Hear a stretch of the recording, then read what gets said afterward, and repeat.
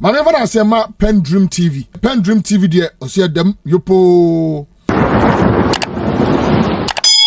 Mema wakwaba e de ba PENDREAM TV so make sure say obe subscribe to channel no click bell so say the news to our sabit me aka ntem no watie afa so make sure say obe like na wa comment no share ama afoforo so nsaka na comment section ho so no opese wo kire wadwen obetimi e de wadwen kire ato honom na amanfo so anya bia kenkan na onim say PENDREAM TV de eye nsem a ekoso Ghana yam politics mu ne de ba na yasaka ya ne de abranti na so me video I saka pese no che na ye de ba nti me mo modern astro so obehwe video we amana si awie na wa kire wa adwen e comment section na se yenko video.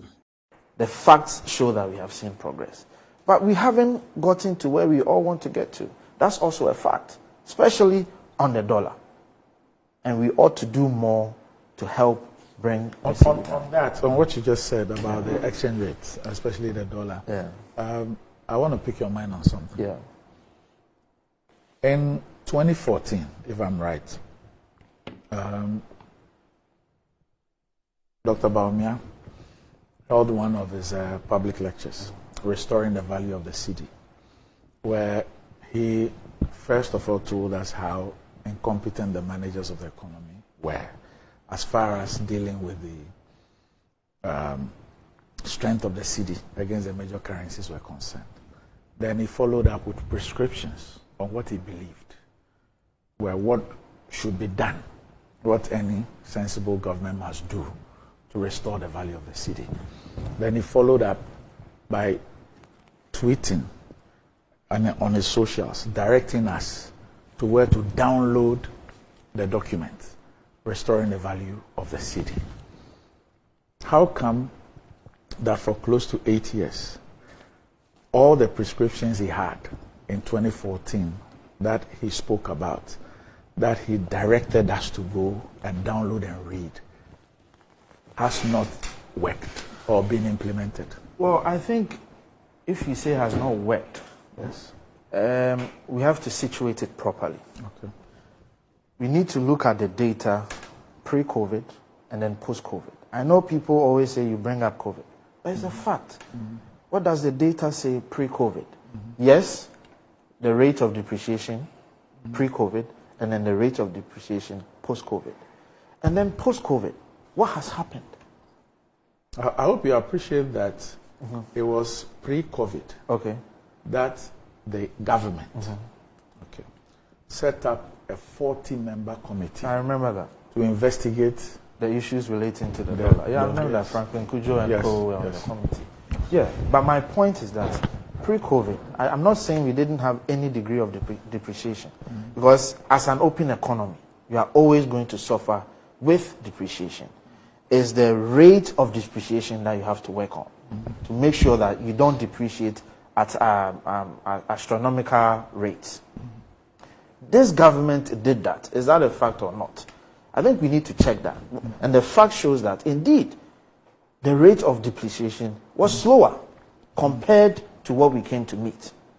Then post-COVID, certain activities happened that impeded our ability to support the currency the way we typically, or the suggestions that His Excellency provided. So, for example, and I've said this so many times, right? If you have a demand of $200 million for petrol imports, petroleum products, and that demand shoots up to $400 million per same time frame every month, 200 to 400 million. That 100% increment in demand for forex is a strain.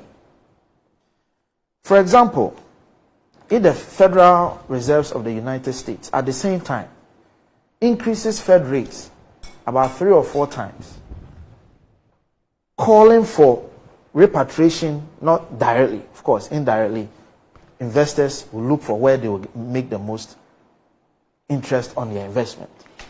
Investors repatriate to go and invest in advanced economies. When you look at all these things and so many other factors, prices of goods and services that people are importing into the country shoots up. And so many other factors. Obviously, your demand outstrips your supply. It will affect your economy. But the question is, where are you immediately getting the dollars to augment your FX? I mean, your forex reserves. Then you were shut out of the international market. So we were compounded on so many challenges that came at the same time. These are facts.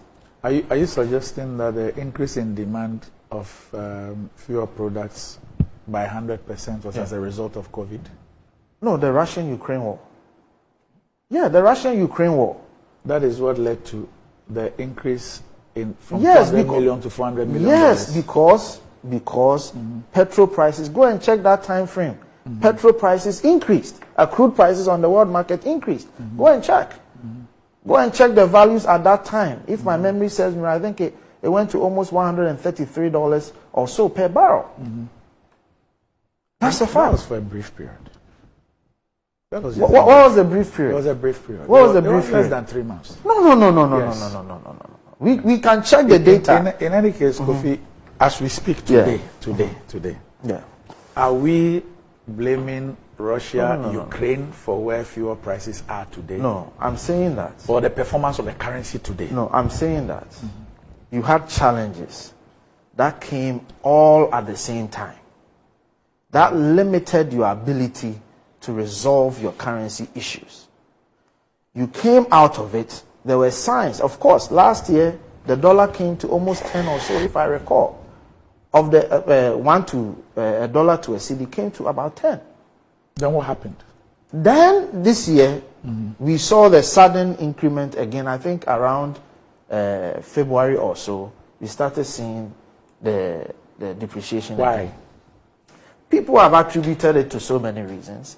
People have attributed it to high demand of dollar, speculation, etc. What is government attributing it to it? And what has government done about it?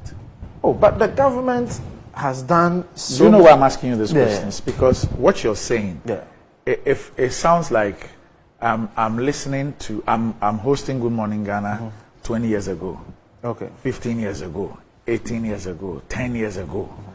It's the same reasons that are given for why the currency is behaving the way it's behaving. It looks like we're having the same discussion. Nothing has changed.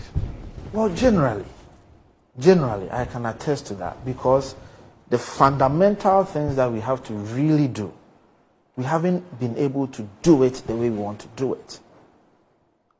That's the fact. We haven't been able to shift away from being 80% demand dependent on the foreign market to, let's say, 40% or 30%. We haven't been able to do it. So unless and until we are able to make those drastic changes, yes, these things will continue to appear. But you understand that your government has, over the period, continued to point to a trade surplus instead of a trade deficit. Okay. Which presupposes that... for a particular year. So I'm saying, yes, I'm saying that. Even recently. Yeah, just about last year. Yes, even recently. Which presupposes, on the face of it, I have always said interrogate the figures. On the face of it, your export exceeds your import. So even that, you have to disaggregate the issue and look at what is driving that surplus. Thank you. Mainly driven by commodities like gold, etc. Then there are laws on repatriation and then clawbacks. So for example, if you ship gold abroad, you have certain days to bring the money, about 80% of that money back. So when your surplus is driven by commodities, it's not the same as your surplus driven by industrialization. You get what I'm saying? But so, those sectors are industrial. So I'm talking about, it's still industrialization. I guess the issue is more about ownership. Yeah, manufacturing and ownership of the gold. Yeah, I'm saying ownership because it is when you have a higher stake that you can then bring back. Yeah, I get you. But as it stands, the large scales, they have that policy. Small scale, Individuals own it mostly, and they do with it what they want to do with it. So I'm saying that, to your point, the surplus was driven by commodities and not necessarily manufacturing that is indirectly or directly bringing in so much forex. You know, so my point is, we need to look at what the government came to meet, what the government has been able to do, the challenges that confronted us, and have we been able to do anything about the overall challenges? Yes. And I'm also admitting that when it comes to the dollar, we are yet to solve it the way we have to be able to solve it. But we are working on it. We are putting in place structures to make sure we can bring the dollar down. Right. No two ways about it. Okay.